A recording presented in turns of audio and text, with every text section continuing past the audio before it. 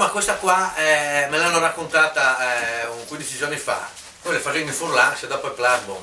Insomma, c'erano questi nanetti, queste squadre di nanetti che andavano sempre a giocare a calcetto nel club, no? Come per esempio noi a Gemona, a Tarcento, che vanno a giocare. Ma questa squadra era una squadretta di nanetti che ogni venerdì andavano a giocare a calcetto. Il che succede che il riscaldamento dello spogliatoio è rotto, l'acqua non c'era, e dite guardate, li chiamano, guardate che stasera non venite perché purtroppo lo spogliatoio c'è rotto. Il che il responsabile di questa squadretta di nanetti dice: ma guarda, noi siamo piccolini, non vogliamo venire, facciamo una cosa.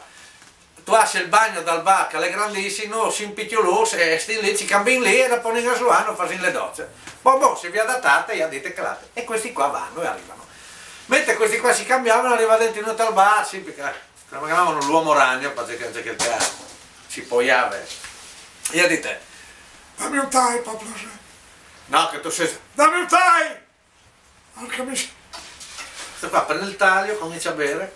Mentre sta bevendo escono dal bagno 10 nanetti vestiti di blu. Porca puttana, ti ha dato. Dammi che è un altro time immediato. Ma dammi un altro time immediato. Mentre beve il second time, altri 10 nanetti pitturati di rosso, con la maglietta rossa. Ma fu. Porca.